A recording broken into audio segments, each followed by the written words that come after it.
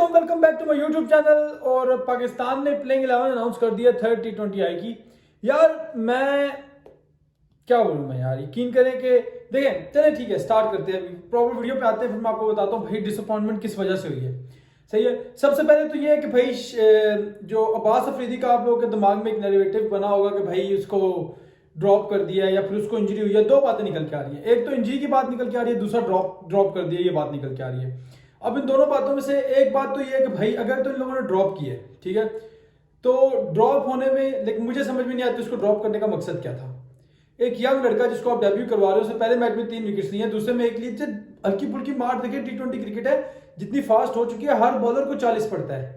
आप ये चेक करो, कोई बॉलर 50 तो नहीं चेक कर रहा, कोई बॉलर 45-50 तो नहीं खा रहा ना, 40 से नीचे जितना भी बॉलर को पड़ेगा गनीमत है आपकी।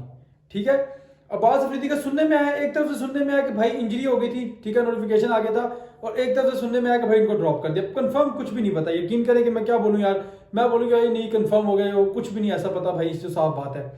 उसके बाद जो ड्रॉप किया दूसरे नंबर पे बंदा आता है, वो आता है उसामा मीर। देखिए उसामा मीर, मैं देखिए मैं नवाज का मैं फैन हूँ, क्योंकि बाबर का फैन हूँ, बाबर का मैच विनर है नवाज, मैं नवाज का फैन हूँ, पर मैं ये कहता हूँ जब भी आप किसी प्लेयर को चांस देते हैं ना, थोड़ी कंसिस्टेंसी तो दें चांस देने में। अब उसामा मीर ने डेब्यू किया, अब मैं लेग स्पिनर्स के हक में इसलिए ना, इमरान खान लेग स्पिनर्स को लेके आए थे, जब पहली बार इमरान खान ने अब्दुल कादिर को इंट्रोड्यूस करवाया था शायद, तब की बात है। तो लेग स्पिनर का ये होता है कि इनको कहीं ना कहीं से एक आधी विकेट, 2 विकेट्स मिल जाती है जिस टाइम पे बैटर्स अटैक कर रहे होते हैं। ठीक है ना, मैं नो हेट टू नवाज, भाई नवाज बहुत तगड़ा बॉलर है, और मुझे जहां तक लगता है नवाज उसामा मीर से काफी ज्यादा इकोनॉमिकल साबित होगा। ठीक है ना, नवाज अगर तो विकेट नहीं ले रहा ना, तो वो रन भी इतने नहीं खाएगा, ये मुझे पता है नवाज का। नवाज की खसूसियत है भाई, नवाज PSL में जब नया नया आया था, मैं तब से देख रहा हूँ नवाज को, नवाज है। नवाज की एक वो कहते हैं ना मार्केट वैल्यू है भाई, नवाज वो यानी आम सी चीज नहीं है। तो उसामा मीर को ड्रॉप करना मुझे नहीं समझ में आता। 2 चांसेस दे चुके थे, तीसरा चांस भी देना बनता था, 3 दे देते उसके बाद देखते, क्योंकि 3 मैचेस तो एक नॉर्मल जो T20 सीरीज होती है वो 3 मैचेस की होती है। अब 3 मैचों के चांस दे देते, उसके बाद आप कोई फैसला करते, फिर समझ में आती थी। ये तो बहुत सिंपल सी बात होगी, आपको डर लग गया था कि कहीं गलती से परफॉर्म कर दिया तो फिर हम लोग ड्रॉप कैसे करेंगे, इसलिए आपने उसको फौरन उठाकर ड्रॉप कर दिया। बाकी आजम खान को दोबारा चांस मिला, इस चीज से मुझे खुशी है भाई, आजम खान को चांस देना बनता भी है आपका। क्यों?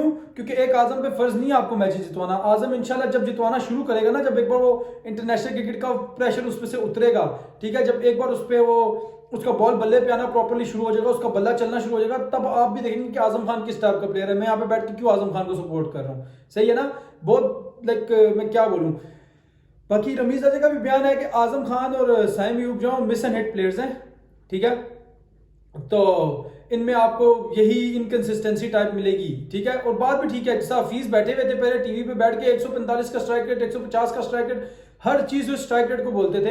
हमें तो ऐसा लगता था भाई पाकिस्तान में जो मईशत खराब है, ये भी स्ट्राइक रेट का मसला है, ये जैसी बैट्समैन का स्ट्राइक रेट बेहतर होगा, हमारी मईशत खुद ब खुद ऊपर आना शुरू हो जाएगी। वो तो पता नहीं, स्ट्राइक रेट तो बेहतर हो गया बैटर्स का, सबके सब वही बैटर्स खेले जिनके 145 ऊपर का स्ट्राइक रेट है, सिवाय 1-2 बाबर रिजवान के, पर फिर भी मईशत वहीं पे है भाई। पाकिस्तान टीम के हालात बदतरीन होते जा रहे हैं, पाकिस्तान अभी तक एक मैच भी नहीं जीती जब से बाबर ने कप्तानी छोड़ी है। 3 मैचेस वो हो गए शान मसूद वाले, 2 शाहीन अफरीदी खेल चुके हैं, अल्लाह के साथ बेहतर करे यार। बाकी सुनने में आ रहा है भाई केन विलियमसन भी इंजर्ड हो गए हैं, तो टिम सैफर्ड आ गए उनकी जगह। भाई ये काफी लोग कह रहे हैं पाकिस्तान को फायदा हुआ, भाई पाकिस्तान को नुकसान हुआ है। केन विलियमसन अगर खेलता ना, तो वो लाइक यार केन विलियमसन वो उस टाइप का प्लेयर है कि इसे छक्का नहीं लगता, समझ में आ रही है आपको। लाइक मैं ये नहीं कह रहा केन विलियमसन छक्का नहीं लगता, ये उस टाइप का प्लेयर जो टाइम लेके खेलता है, ठीक है, जो इनिंग्स को बिल्ड करता है, जो प्रॉपर 6 हिटर नहीं है। और टिम सैफर्ड जो उसकी जगह पे आया भाई, वो प्रॉपर 6 हिटर है, वो मार मार पागल कर देगा। चले देखते हैं क्या होता है। बाकी पाकिस्तान में जो थर्ड चेंज है वो आमिर जमाल को बिठा दिया। मुझे फिर से समझ में नहीं आई आमिर जमाल को क्यों बिठाया, मुझे फिर से समझ में नहीं आया आमिर जमाल को बिठाने के पीछे क्या मंतक थी, क्यों? क्योंकि आमिर जमाल की भाई साहब आप देखें, मेरी बात सुने, बाकी सारी बातें अपनी जगह, अभी रीसेंट पास में देखें कि उसकी फॉर्म लगी हुई है, ठीक है, अगर तो वो बॉलिंग में नहीं भी करके देता, आपको बैटिंग में कर देता, सही है ना। आपको कहीं ना कहीं से आमिर जमाल ने कर देना था, पर आमिर जमाल को बिठा देना, मुझे वहां भी यही लगता है कि इनको यही डर था कहीं गलती से परफॉर्म कर गया और इसको हम लोगों ने ना खिलाया, बिठा दिए चौथे मैच में, तो फिर क्या होगा। इन्होंने क्योंकि बाकी प्लेयर्स को भी चांस देने थे, तो पता नहीं क्या अजीब इन लोगों ने वो क्या कहते हैं उसको, खिचड़ी बना दिया। और बस मैं क्या बोलूं, अब सॉरी मुझे वीडियो थोड़ी कट करनी पड़ी क्योंकि अजान हो रही थी। तो पाकिस्तान की प्लेइंग 11 पे आज तक स्टेट वे यार, पाकिस्तान की प्लेइंग 11 आपको साइम अयूब, मोहम्मद रिजवान, बाबर आजम, फखर जमान, आजम खान, 5 हो गए, 5 नहीं 6 हो गए। साइम अयूब, रिजवान, बाबर, फखर, आजम खान, उसके बाद इफ्तिखार, नवाज, शाहीन शाह अफरीदी, जमान खान, हारिस रऊफ और वसीम जूनियर। अब जहां तक मुझे लगता है वसीम जूनियर को खिलाना और आमिर जमाल को बिठा देना, मेरे ख्याल में अगर आपने इतने ही वो बोल्ड डिसीजंस लिए थे और इतने ही आप बड़े बने थे, आमिर जमाल को एक आधा चांस देना बनता था मेरे ख्याल में। बाकी हारिस रऊफ को नया बॉल बिल्कुल भी नहीं करवाना शाहीन भाई, प्लीज यार, हारिस रऊफ को नया बॉल नहीं करवाना, वो नए बॉल का बॉलर नहीं है, ठीक है। बाकी सुनने में आ रहा है हारिस रऊफ के बारे में, भाई हारिस रऊफ ने रिटायरमेंट देने के बारे में सोच रहा था। मैं कल सोच रहा था डेडिकेटेड वीडियो बना दूं इस पर, मैंने कहा चलो जाओ मिस कराओ यार, इतनी वीडियोस बना चुके इस पे। सुनने में आ रहा है भाई हारिस रऊफ कह रहे थे कि भाई जितना मुझ पर क्रिटिसिज्म हुआ, ये हो गया वो हो गया, मैं तो भाई मेंटल प्रेशर में आ गया था, मैं तो रिटायरमेंट दे देगा, जाओ भाड़ में भाई, जाए भाड़ में, दफा हो यहाँ से, हमें क्या फर्क पड़ता है। हारिस रऊफ अगर रिटायरमेंट दे देगा, अल्लाह माफ करे, ये पता नहीं मैं क्या बोलूं, 22 करोड़ अवाम में से एक ही भूतनी का बॉलर है हमारे पास, और बॉलर खत्म हो गया दुनिया में, जाए जहन्नम में, ये जितना मर्जी जाए जाके पेश करे अपनी, मेरे मुंह से गंदी बकवास सुनता है। बड़ा आया भाई हारिस रऊफ रिटायरमेंट दे दे, रिटायरमेंट तो हमें क्या फर्क पड़ना था, अल्लाह का शुक्र है ये मिट्टी सरखेज है भाई, और मैं क्या बोलूं, एक पत्थर उठाएंगे ना 150 के बॉलर्स मिल जाएंगे हमें, अल्लाह का शुक्र है। ऐसे मनुष्यों के लिए हम लोग अब बोलेंगे कि यार ये पाकिस्तान से बढ़ के हमारे लिए, जाए भाड़ में जन्नत में जाइए।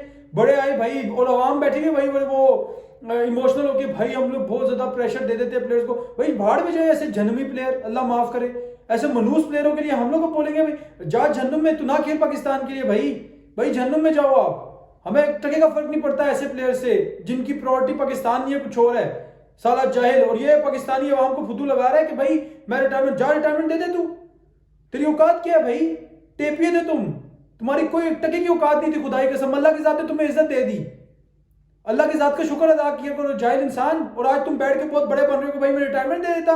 भाई सुनने में आ रहा है सिर्फ टेस्ट के रिटायरमेंट नहीं, ये पूरे के पूरे इंटरनेशनल क्रिकेट के रिटायरमेंट के बारे में सोच रहे थे, तो जाए जहन्नम में ये। इसके लिए मुझे समझ में नहीं आती कि इन प्लेयर्स को पता नहीं क्या कोई वो सुपीरियरिटी कॉम्प्लेक्स है, भाई तुम कुछ भी नहीं हो, अल्लाह माफ करे, कुछ भी नहीं हो, ये अल्लाह की जात ने तुम्हें जो थोड़ी सी इज्जत दी हुई है ना, दी हुई है। आज जो तुम डेथ बॉलिंग में थोड़ा सा बेहतर कर लेते हो ना, तुम्हें मैं क्या बोलूं यार, बाबर आजम की मेहरबानी है और टीम मैनेजमेंट की मेहरबानी है उस टाइम की, वरना तुम जैसा, तुम्हें रन मशीन बोला जाता था भाई, ऐसे रन्स लीक करता है, विराट कोहली क्रिकेट बैटिंग से रन्स बनाता था ना, ये सारा बॉलिंग से रन्स लीक करता था। ये तो बाबर आजम और टीम मैनेजमेंट की मेहरबानी है कि इसको लगातार चांसेस मिले मिले मिले मिले, अब इसकी बॉलिंग में निखार आ गया, तो आज ये बहुत बड़ा बन के भाई रिटायरमेंट लेने का सोच रहा था, जाए जहन्नम में, हमें टके का फर्क नहीं पड़ता हारिस रऊफ से। ऐसे कई हारिस रऊफ कुर्बान पाकिस्तान की टीम पे यार, अजीब है, पाकिस्तानी अवाम भी ऊपर से इसको बड़ा अप्रिशिएट कर रही है कि भाई इसने नहीं ली, जाए जहन्नम में ले ले रिटायरमेंट। सुनने में आया कि भाई इन्होंने धमकी भी दी है कि यार अगर मुझे आगे जाके दोबारा मुझ पर प्रेशर डाला गया, ये हो गया वो हो गया, तो मैं दोबारा जा जन्नत में ले ले रिटायरमेंट, भाई दफा पाकिस्तान की टीम से, हमें और क्या चाहिए। पूरा वर्ल्ड कप में तुमने पाकिस्तान के लगवा दिए, ठीक है, T20 में तुमसे कुछ इतना खास होता नहीं है, नया बॉल तुमसे गलती से करवाने के लिए भेज दो, तुम्हें तुम्हारे मरने वाली हालत हो जाती है और तुम अपने आप को बहुत बड़ा बॉलर समझ रहे हो, जाहिल इंसान। बाकी उसके बाद हम आ जाते हैं भाई शाहीन अफरीदी पे, तो शाहीन अफरीदी पे भी यही कुछ खबरें गोल मोल करके आ रही थी कि भाई शाहीन अफरीदी भी टेस्ट की रिटायरमेंट लेने का सोच रहे हैं, पर अल्लाह करे कि मैं कहता हूँ ये नए रिटायरमेंट्स, और मैं कहता हूँ उसके बाद पाकिस्तान टीम इनको, अगर पाकिस्तान टीम के पास भटकने भी देना, अगर टेस्ट से एक भी बंदा रिटायरमेंट लेता है उसके बाद पाकिस्तान टीम के पास आता है, तो भाई हम पाकिस्तान टीम का बाइकआउट करेंगे।